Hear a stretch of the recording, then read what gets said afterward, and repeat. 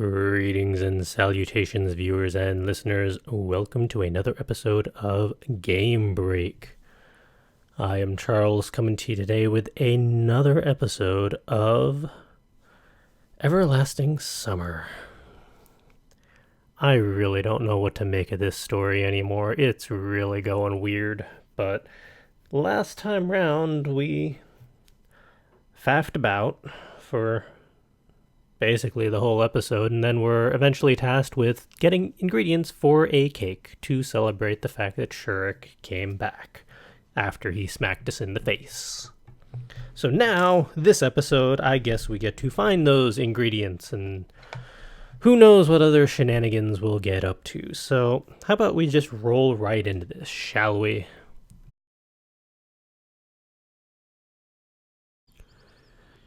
Oh yay, we get to go to the places and do the things. So, sugar, probably from Electronique, Infirmary from the weird nurse, and library from, I forget the name of the girl. Well, let's take our chances here and move our way down. If every other place on the cake ingredient list made at least some sense to me, then flour from the library made none. I thought hard about who would put it in the library and why, but couldn't find any sane explanation after all. Given Xenia's harsh nature, I'd better knock first. Open! Xenia peered at me closely from behind her glasses. What do you want? Don't think anything weird, but I didn't want to look like an idiot and decided to explain things carefully. I need some flour. Olga said that it's here. I understand that it sounds strange to keep the flour in the library, but I was sent to you, and it's needed for a cake to celebrate Shurik's rescue. Yes, I have the flour. What's so strange about it? Xenia replied with surprise. At that second, I felt like I'd been hit on the head with a heavy weight and lost the ability to understand anything at all. Flour in the library. Sure, what's so strange about it?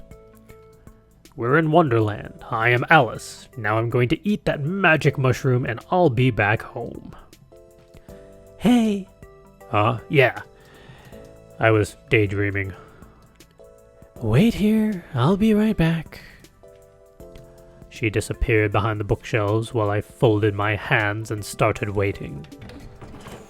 A moment later, the sound of a trapdoor groaning on its hinges reached me. Hey, you need some help? I inquired loudly. I'll deal with it. Xenia barked out at me. She seems to be in the basement, so I'll have to wait a little. Okie dokie. A few minutes passed, but Xenia still hadn't returned. I was starting to get worried when the door was suddenly flung open and Elisa came into the library. Oh boy. She looked surprised, too, seeing me there. What are you doing here? Am I not allowed to be here? I said rudely to her. Elisa was clearly a bit overwhelmed. What do I care? She snorted and headed to Xenia's table. And why are you here, then? Elisa measured me with her eyes carefully and almost opened the mouth to say something, but then seemed to change her mind and turned away, hiding her hinds behind her back. Returning a book, I blurted the first thing off the top of my head. It's none of your business, she replied with a hint of hesitation. That is the first time I've seen that face on her. That's a bit weird. What book is it? Elisa was silent. Oh, come on. Let me see it. I wonder what Miss High Voltage Keep Away reads. It's none of your business. Her voice was even less confident. Okay. I don't insist or anything. In fact, I was quite interested to find out what Elisa was reading. Moreover, I was quite amused to see a book in her hands. TV, movies, or a computer, if one were available here. All these things seemed to be much more appropriate entertainment for a girl like her. But she had a book instead. Why would I need to stay on guard? I'm not the one on the defensive. That makes me nervous.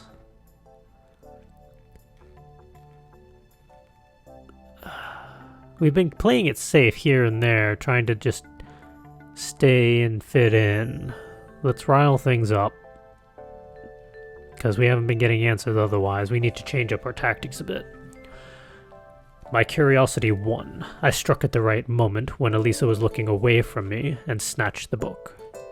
Ouch! She screamed.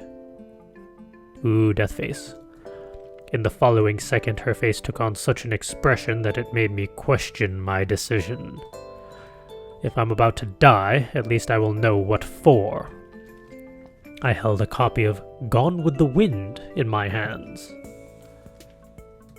That was the same book that Lina was reading that evening on a bench. I was so astonished that I completely forgot about my imminent death. Is it interesting? Yeah, Elisa answered without any enthusiasm, blushing. Okay then. I handed the book back to her. Elisa threw it on the table and left the library quickly without looking at me. So human things aren't alien to her. Excuse me. In the end, she too is a girl. After a quick review of everything that just happened, I concluded that there was actually nothing that strange. What? It's a good book. It's a fun read. Finally, Xenia's deep groan rang out, reaching each and every corner of the library. Grab it! I passed by the bookshelves and beheld the perspiring librarian sitting near the trap door leading into the basement with a small sack next to her. Well, they might have some sort of a storehouse down there. Thanks. I took the sack and left the library. Thank goodness it wasn't too heavy, so I carried it down to Olga's cabin without too much effort. Alright, 1 down, 2 to go. Oof. No, we gotta rile things up. Let's take things head on. Go to the infirmary with the weird nurse. I feel like I've visited the infirmary too often recently. But what can I do? That's how things pan out. I sighed and knocked on the door. Come in, the nurse said with a trace of a sing-song accent.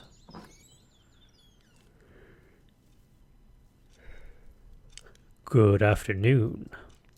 Olga has sent me to get some... I hesitated slightly. Yeast. Ah, sure. She gave me a broad smile. It's just that I don't have any. Pioneer. How so? She said that... Well, I had some, but now there's none left.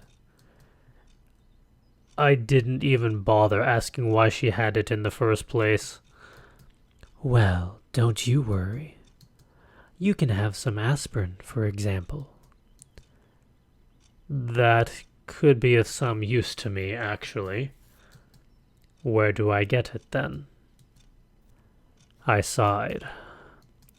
Take this. She opened the drawer and pulled out some kind of bottle. I took a closer look. It was Ostankisko beer. That's, interesting interpretation for aspirin. What's the matter? Beer is also a fermented product. She gave me a deep gaze. Nobody will even notice. She had a point, but everything just looked so grotesque to me that I couldn't find anything to say. Are you sure? Absolutely. Okay then. The bottle clearly wouldn't fit into the pocket of my shorts. Well, thanks, I mumbled shyly, leaving the infirmary. Well, beer certainly could replace yeast. Even my limited knowledge of chemistry and biology was enough to accept this. But generally, walking around with this bottle in my hands looks like a silly idea to me, so I decided to bring it to Olga's cabin and hide it there. But I had to reach it somehow without anybody noticing the beer. Really? I hid the bottle under my shirt. Yep. And everything would have been fine, but Slavia called out to me at the square. Actually, she sprang out from behind me so suddenly that even I gave a start. How's it going? What exactly? Your search for ingredients. Ah, so you know already. Yes, I do.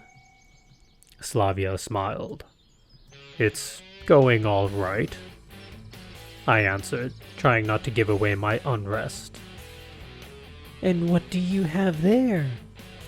She pointed at the bottle sticking out from under my shirt. Ah, this. She got me. It's, nothing. I blushed with a silly giggle. It's, time to go. I was almost running, leaving the square with a puzzled Slavia behind. It's great that she is one of those people who don't ask unnecessary questions. But there are people in this camp who like nothing better than to poke their noses into other people's business. Passing the pioneers' cabins, I stumbled upon Ulyana. Oh, what are you hiding there? She gave me one of her cheeky looks. I thought there was no point in denying anything, so I replied in a provocative manner. It's none of your business. I'm a cipher officer bearing a message to headquarters. That's certainly a big message. Gross. I was carrying the bottle at waist height, so I was slightly embarrassed. You want some help? I'll deal with it on my own. I walked past her confidently and proceeded on my way. To my surprise, she didn't say anything, nor try to pursue me. There was nobody at Olga's cabin, so I successfully managed to stuff the bottle under my bed. 2 down, 1 to go. Once I got outside, I sighed with relief. Really, I couldn't believe that I would ever worry that much about a single bottle of beer. Like I was back in high school. It's a good thing it's safe now. Even if somebody finds it, I'll claim that it's not mine. I could always think up of a suitable excuse for my enormous experience. Well, only thing left is Clubhouse, so... Feels like I've gone through more things today than all the previous days combined. Thus, approaching the clubhouse, I'd even forgotten to think about how awkward it must be to look for sugar there. The fuck?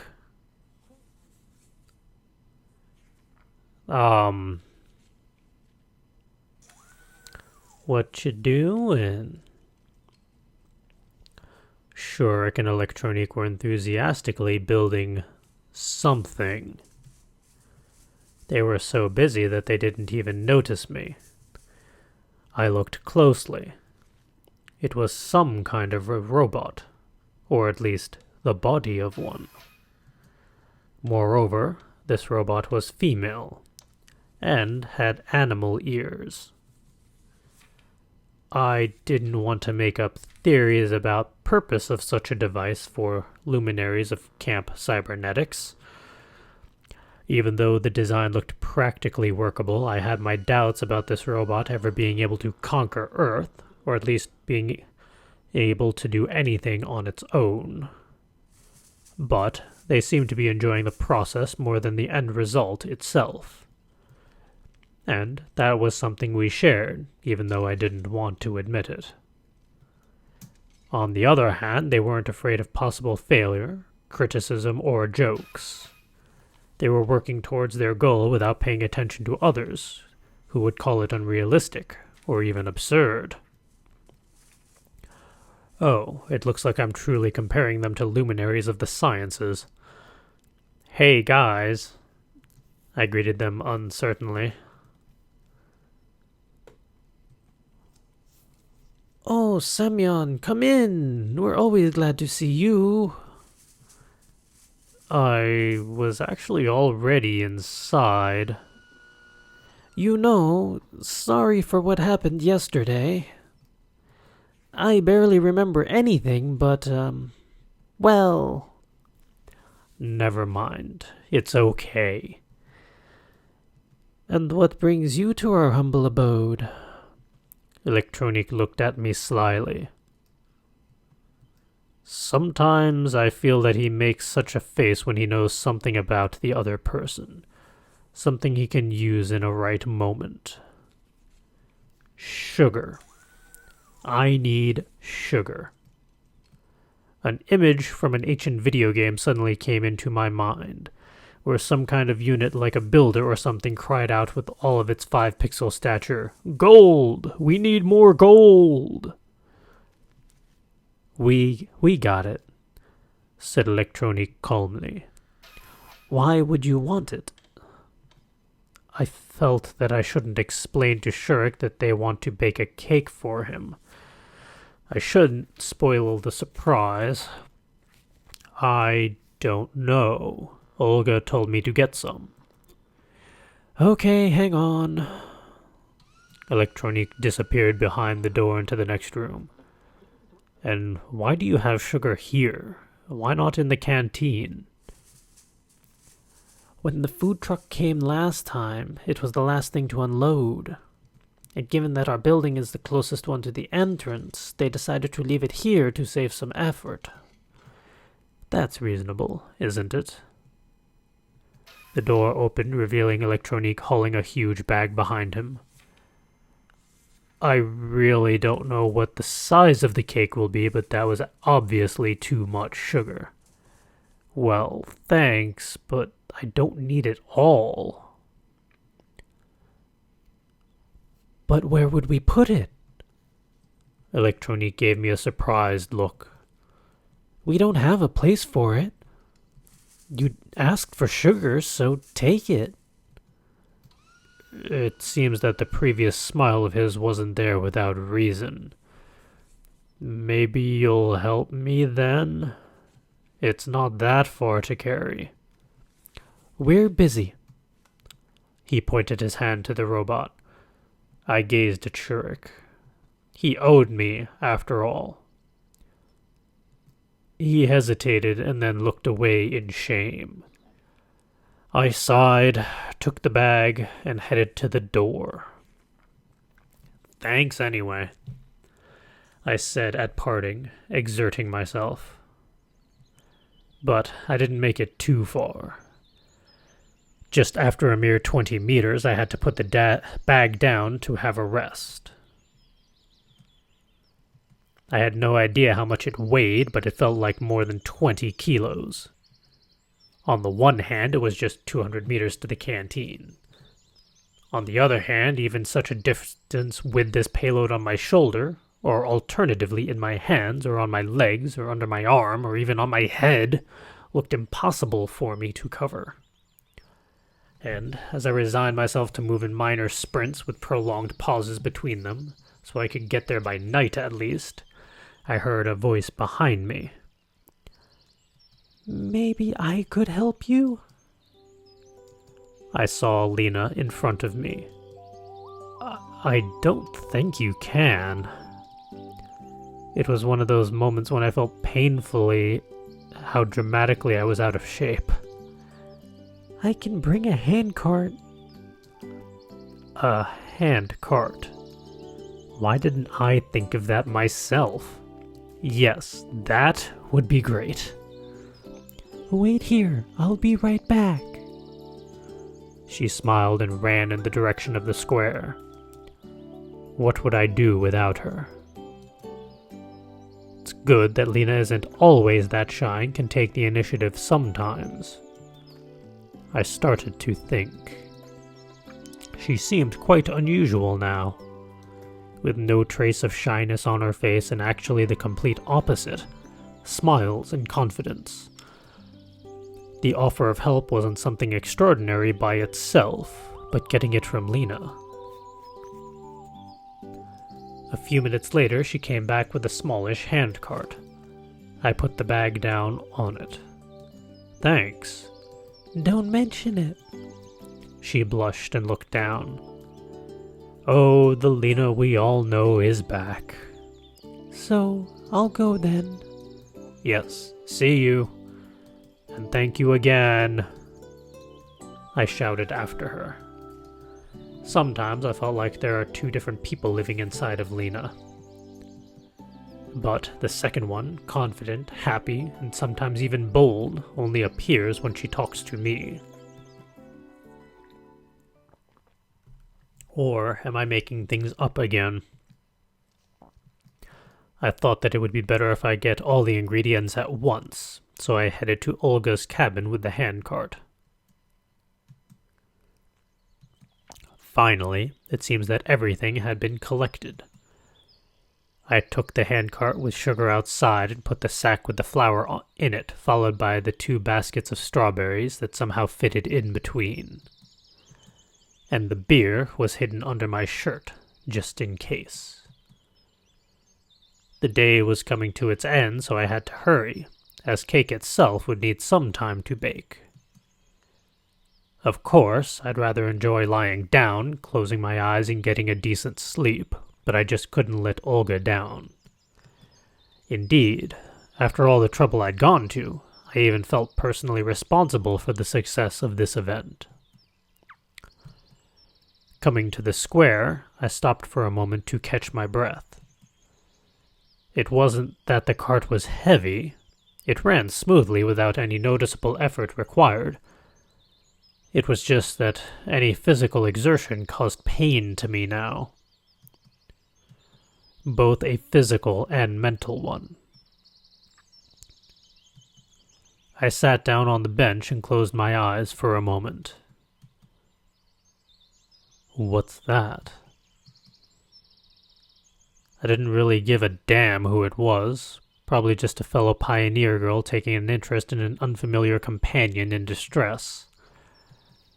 What are you talking about? I asked her tiredly.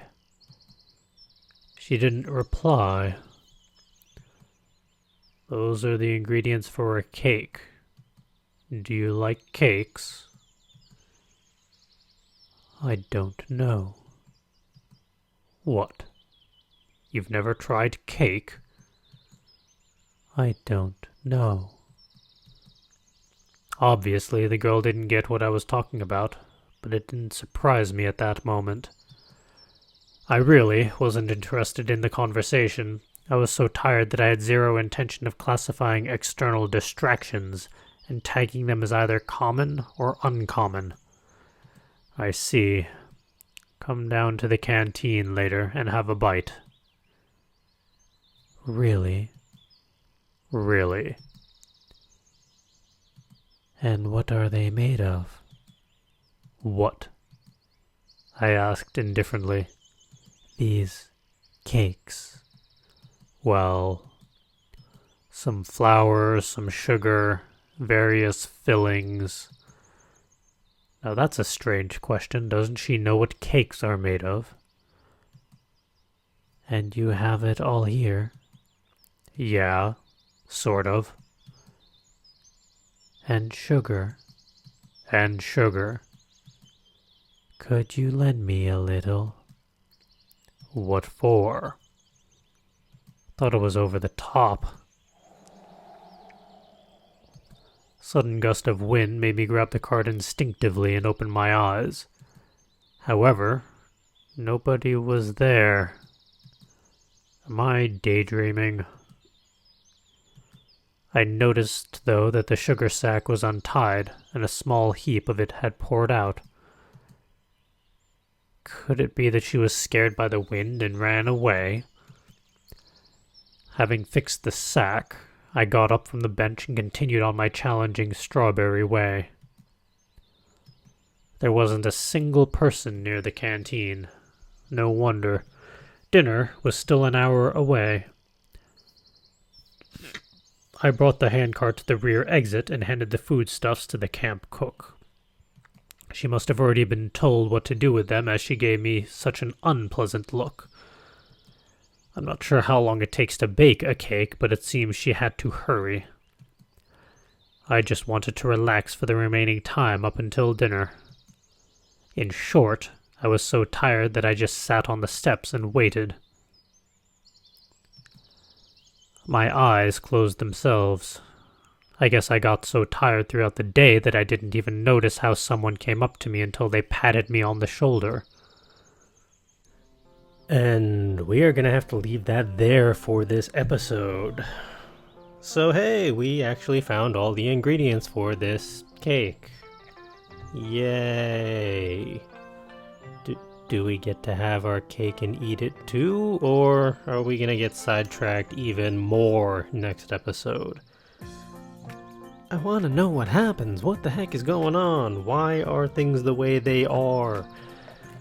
I'm really hoping that we get some answers, but I have a feeling it's still going to be another few episodes before things start hopefully making sense and actually starting to tie together, but we'll have to wait and see. Thank you all for joining me for yet another episode of Everlasting Summer. As always, hit that subscribe button, click that thumbs up, post in the comments what you think of this ridiculous story so far and where you think it may go from here. And until next time, go have some fun, go play some video games, go make a story.